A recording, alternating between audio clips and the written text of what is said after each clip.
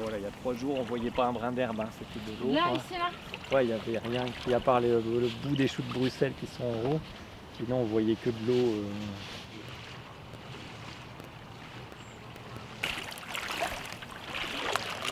Tu vois, ça, un chou normal ne le fait pas comme ça. Ouais. C'est un chou, quand tu le touches avec un pied, il est dur comme mon pied. Et ça est tellement pourri qu'avec le pied, ça s'effondre comme si c'est du beurre.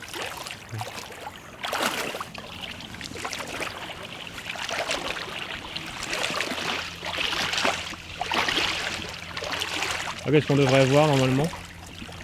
Ici, il y a des betteraves, hein, on voit encore à peu près les feuilles qui magiquement tiennent à peu près bien. Quelques lignes de betteraves, derrière il y a les céleris. Alors les céleris c'est une plante méditerranéenne mais de zone humide et donc du coup ici ça marche très très bien. On les met toujours dans les endroits les plus humides, vers le fond là-bas, parce qu'en fait, ouais. Ils sont en train de pourrir. Tout en train de pourrir. Du coup le céleri, bon là il a carrément disparu, on ne voit plus les feuilles, donc même si c'est une plante de zone humide, là c'est trop quoi. C'était pas en sous l'eau pendant 3 semaines. C'était pas la bonne année. Et puis là-bas il y avait des navets, des radis, des choux-fleurs, tout ça, mais voilà, il n'y a plus rien de. Enfin, c'est... Là, vous savez que vous avez rien comme Ah bah là il y a 100% de perte. Bah nous on fait, on avait fait pas mal de soupes, etc. Donc une partie du stock qui n'est pas accessible encore en attendant, une autre partie qu'on a récupérée à la conserverie, donc on peut commencer à commercialiser. Mais en fait tout ce qui est conserve ça se vend assez cher parce qu'en fait ça nous coûte cher à produire. Parce que contrairement à pas mal de gens, on les fait un peu dans les règles de l'art, donc il y a des normes sanitaires à respecter qui font qu'on passe par une conserverie que ça coûte cher, donc on ne gagne pas beaucoup d'argent avec ça. Et pour tout ce qui est frais, en fait, on a déjà, on a expliqué à nos clients qu'on allait remplacer nos produits par d'autres produits bio, si possible, de collègues qu'on connaît et qui font bien les choses, quoi, pour faire la jonction, pour pas arrêter complètement les marchés. Donc ça génère un revenu, mais pas grand-chose, parce qu'en fait, on doit acheter les légumes et les revendre, et donc du coup, on n'est pas complètement privé de revenus, mais c'est vrai que ça met du plomb dans l'aile. Parce que là, il y a combien de pertes estimées? Bon, en culture, on a estimé qu'il y avait entre 15 et 20 000 euros. Et parce qu'on pensait récolter. Hein. Ouais, en pensant qu'on allait récolter. Ouais, 15 000 euros, on pensait récolter, qu'on réussirait à sauver des choux et tout ça. Ouais. Mais c'est que l'eau a monté trop vite. Si l'eau peut-être aurait resté à cette hauteur-là, ça aurait été. Mais le vendredi de la semaine dernière, quand on a mis la pompe, l'eau venait jusqu'ici. Donc ça a fini pour faire impossible même la récolte des légumes. C'est pour ça que maintenant on est entre 15 et 20 000 euros.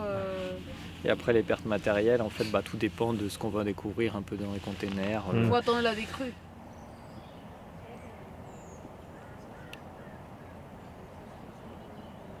Et donc là, vous lancez une cagnotte, c'est ça? Ouais, on l'a lancé, on a eu du mal à la faire parce qu'on n'aime pas faire ça, personne n'aime faire ça, je pense. On s'est toujours refusé à le faire, en tout cas au début pour démarrer. Il y a des gens qui nous disaient allez-y, faites-le, mais on a toujours pensé pour démarrer votre exploitation. Ouais, pour démarrer l'exploitation, et on n'a jamais trop voulu le faire parce qu'on s'est dit que c'était le fruit de notre travail et les gens soutenaient, et les gens qui en plus soutiennent régulièrement, on n'a pas trop de raison a priori de leur demander un effort supplémentaire, quoi. Enfin, des gens qui font déjà l'effort de venir chaque semaine dans les marchés et de prendre des paniers chaque semaine, qu'est-ce qu'on peut leur demander de plus, quoi? C'est la plus belle chose qu'on souhaite, quoi, qui est leur fidélité, donc on ne peut pas leur demander plus. Mais là, on s'est dit qu'il fallait qu'on le fasse vu l'ampleur de la crise, et puis se dire que au moins, même si on ne veut pas se faire payer entre guillemets nos cotisations, nos prêts à la banque, etc. Ça, c'est notre problème avec la MSA, c'est voir comment on fait, quoi. Mais c'est au moins le matériel pour recommencer l'année, quoi. Les plants, les graines, les choses comme ça, le paillage en chanvre qu'on utilise, donc qui coûte quand même cher, l'amendement, ici il y a des sacs d'amendement, donc, et puis tout ce qui est compost, toutes ces choses-là ont passé 3 semaines dans l'eau, sont lessivées, et c'est vrai qu'il faut qu'on refasse un stock, et mine de rien, tout ça bout à bout, c'est à ça qu'on arrive à peu près à 10 000 euros, c'est au bas mot ce qu'il faut pour commencer l'année en termes de matériel, hors charges qu'on a tous les mois de MSA, de banque, etc. quoi.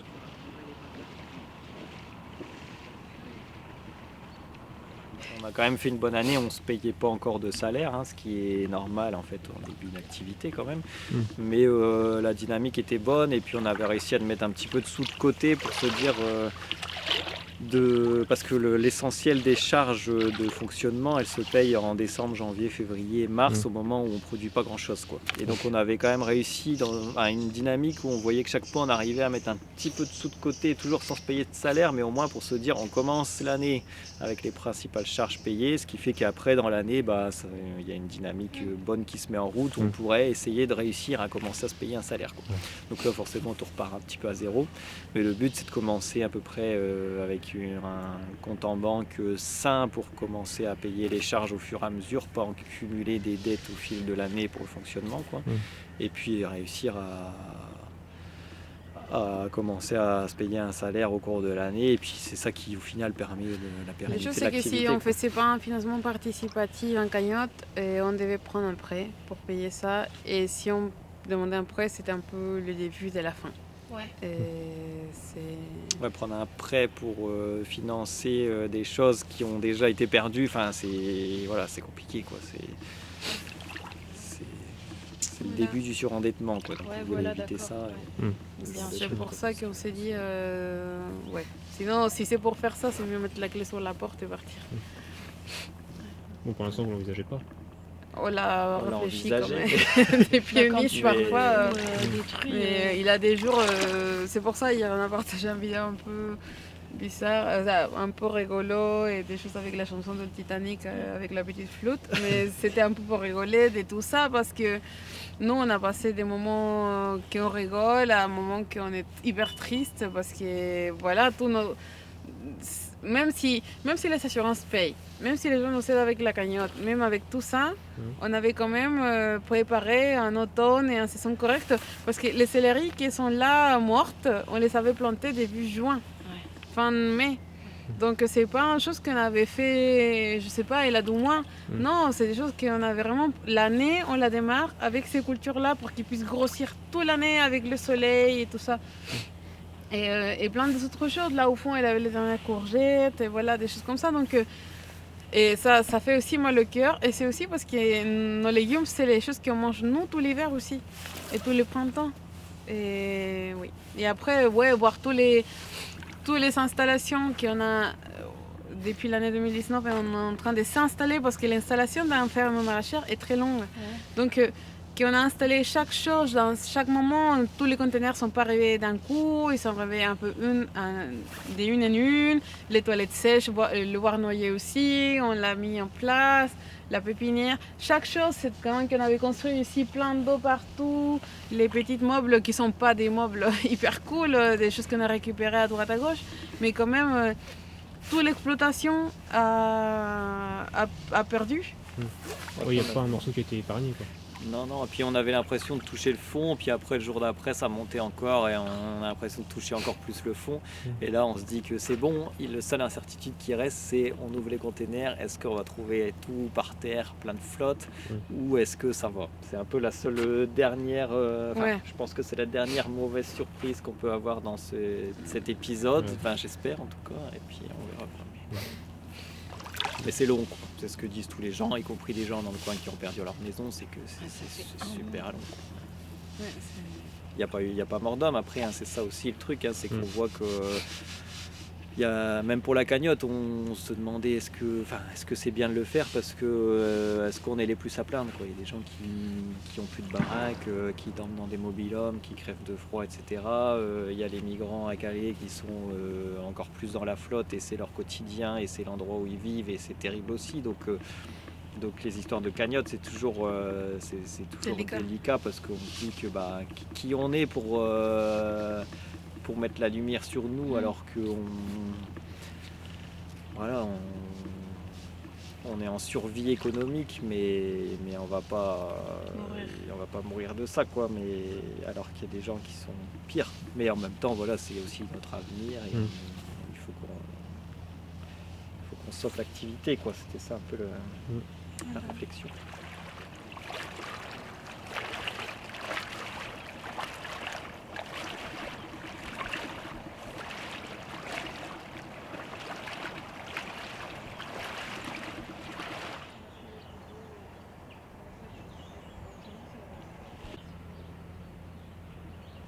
Là, c'est les premiers jours où ça baisse, quoi. Ça fait une semaine que ça baisse. Et ils ont mis les pompes. Ouais. Ils ont installé des pompes. Même pas encore une semaine, c'était le vendredi dernier, et qu'ils ont mis les pompes, mais entre deux, il y a un moment qu'il y a un jour ou deux, ça n'a pas eu.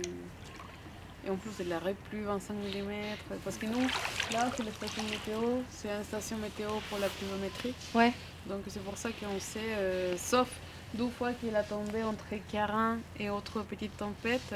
Au moment où il a le plus plu, elle s'est cassée la figure avec le vent. Oui. En gros, donc il y a une incertitude. Ok, Parce ouais. que malgré d'avoir les pieds dans sous-évalué. l'eau et tout ça, elle a tombé plusieurs fois. Donc, mais on peut avoir la pluviométrie chaque jour. Il a plu à peu près 500 mm en un mois. Donc ici, il pleut entre 800 et 900 par an. Et il a plus 500 en un mois. Donc forcément, ça atteint des niveaux où ça dépasse tout ce qui est imaginable. Malgré tout, il y a certainement eu des problèmes de gestion, etc. Nous, là, c'est un peu la guéguerre en ce moment pour savoir qui a mal fait les choses. C'est sûr qu'il y avait des pompages au niveau du lac d'Ardre et que le canal débordait. Donc en fait, Oui, mais ici dans le coin, en tous les cas, était tout collapsé. C'était pas à ce niveau ici local, ni les lacs, ni la rivière Neuve, ni les canals des Ardes qui pouvaient faire une chose. Si les canals d'Ardes évacuent pas les eaux, personne ne peut pomper. L'eau, il faut qu'elle parte à un moment vers la mer en quantité suffisante et c'était pas le cas. Et après, voilà, nous on attend plutôt, enfin, on se prononce pas sur ce genre de truc. Manifestement, il y a des choses à améliorer. En tenant compte forcément que le contexte il était apocalyptique au niveau climatique, c'était du jamais vu, mais c'est un truc qui est amené à se reproduire et de plus en plus fréquemment dans le temps avec le changement climatique, donc c'est forcément quelque chose qu'il faut considérer. L'autre jour dans la réunion qu'il a eu lieu, qui ça m'étonne un peu, c'est voir que cette année, je pense que l'automne entière par rapport à les prévisions que j'ai avec mon station et les pluies qui restent d'automne, je vois que cet automne va être 600 mm environ. Mais l'année 2012, il a eu un automne à 570. Donc, il a débordé partout, un peu moins, mais il a débordé. Qu'est-ce qui s'est passé qu'on n'a rien appris de l'année 2012 jusqu'à maintenant par rapport à la gestion? Parce que ça veut dire que chaque fois qu'il pleut plus de 400, que c'est environ ici la moyenne de chaque automne, c'est 400 mm, entre septembre, octobre et novembre. Donc, si à chaque fois plus de 400, ça veut dire qu'on va être toujours embêté avec des choses comme ça. Donc, va falloir.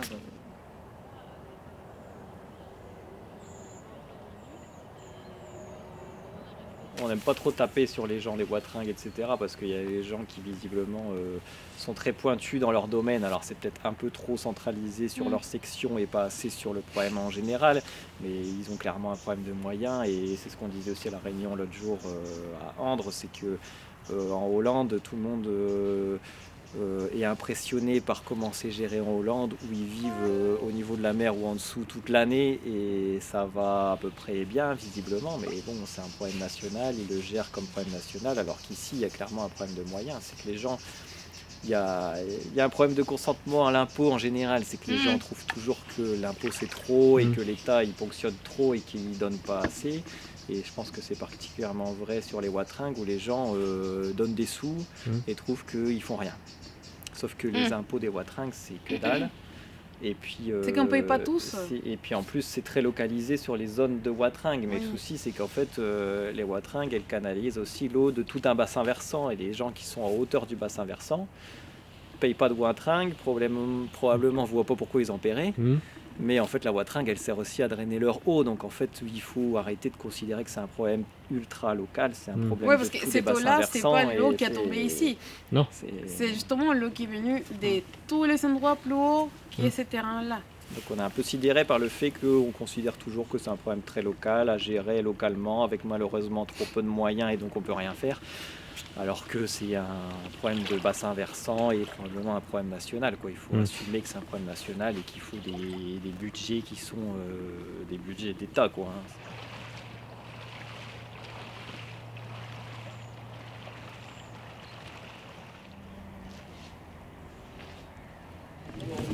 Bonjour, nous on est agriculteurs aussi.